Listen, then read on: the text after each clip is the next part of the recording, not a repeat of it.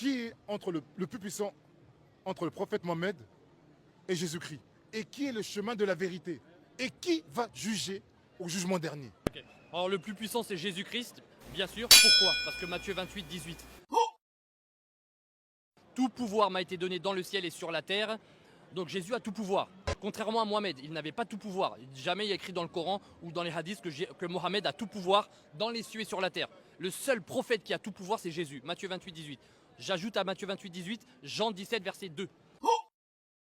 Selon que tu lui as donné pouvoir sur toute chair. Donc Jésus a pouvoir sur toute chair. Donc il a pouvoir sur tout être humain, tout poisson, tout oiseau, tout animal. Donc Jésus est vraiment tout puissant dans ce cas-là. Et s'il est tout puissant, il est Dieu, excusez-moi. Non, mais il est tout puissant. La puissance appartient à Jésus. C'est le prophète le plus puissant au monde. Il faisait beaucoup de miracles, énormément de miracles, par la permission de Dieu, effectivement. Mais en plus, ce pouvoir, il l'a donné à ses apôtres par la suite. Donc même ses apôtres devenaient puissants. Est-ce que vous voyez? Donc voilà, concernant la puissance, c'est incontestable. Jésus est largement plus puissant que Mohamed. Ok, on est avec toi. Voilà, donc je pense qu'il vient de se contredire lui-même. Oui. Effectivement, il a loué la puissance de Jésus et il a dit que c'est Dieu qui lui donnait sa puissance. C'est Dieu qui donne la puissance. D'accord. Et dans le Coran, en vérité, nous, il ne fait aucun doute que la puissance tout entière Ouais. est à Allah.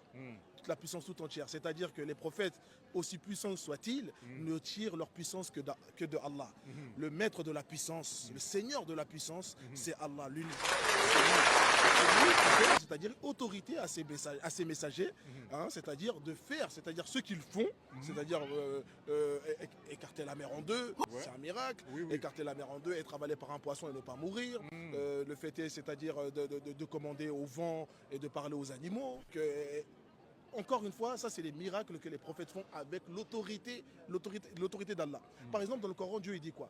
Dieu il dit que il n'appartient pas aux croyants et aux croyantes. Après que Allah et son messager ont décidé d'une chose, d'avoir, c'est-à-dire leur mode d'emploi. D'accord. Donc c'est-à-dire qu'effectivement, ça c'est une autorité que le prophète, que Allah donne au prophète sallallahu alayhi wa sallam. Mais ça ne veut pas dire qu'ils ont une puissance, c'est-à-dire individuelle, qui les fait sortir, c'est-à-dire du giron divin. La puissance tout entière est à Allah. Allah est le maître de la puissance et automatiquement, quand on parle de puissance ici, le prophète sallallahu alayhi wa sallam n'avait, c'est-à-dire aucune puissance. Le démontre clairement que Mohammed est un homme. Issa, Jésus est un homme. Ce sont que des hommes qui boivent et qui meurent. Même si nous considérons que Issa n'est pas mort, mais ce sont tous des hommes. La puissance, le fêter, c'est-à-dire de celui qui subsiste par lui-même et qui n'a besoin de personne pour survivre, c'est bel et bien Allah, le seul, l'unique. Donc en termes de puissance, nous on parle d'Allah et on ne parle pas d'homme. Et le chemin de la vérité, qui est dans le chemin de la vérité? Le chemin de la vérité, effectivement, tous les prophètes de l'islam, depuis Adam jusqu'au prophète Mohammed sallallahu alayhi wa sallam, étaient sur le chemin de la vérité et ont appelé les êtres humains, c'est-à-dire à sortir des ténèbres spirituelles vers la lumière parfaite. Très bien. En vérité, c'est-à-dire que nous disons que tous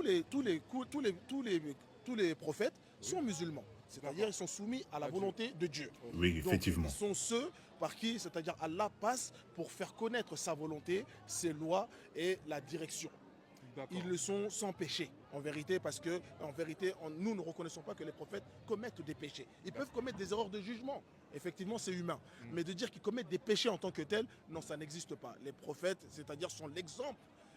Ils sont l'exemple à suivre, donc ils ne peuvent pas, c'est-à-dire commettre les erreurs que eux-mêmes viennent interdire. Ça n'existe pas. Donc le chemin de la vérité, effectivement, Mohammed sallallahu alayhi wa sallam est le dernier des messagers.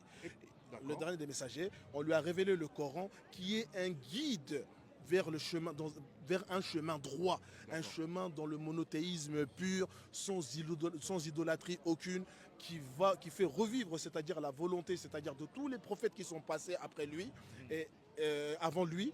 Et après lui, il n'y aura pas de prophète, c'est le dernier des prophètes. Le Coran a vocation jusqu'à la fin des temps. Et effectivement, c'est un livre qui guide vers un chemin droit. En dehors de ce chemin-là, il n'y a rien d'autre que l'égarement. Ah bon? Dieu dit dans le Coran, qu'y a-t-il après la vérité? Les pouces bleus, les gens. L'égarement. Ouais. Après la vérité, il n'y a rien d'autre que l'égarement. Or, la vérité s'est fait connaître dans le Coran, effectivement. Et ceux qui l'ont reconnu, c'est-à-dire Dieu dit, le prophète Mohammed que voici, certains l'ont reconnu comme ils reconnaissent leurs petits-enfants.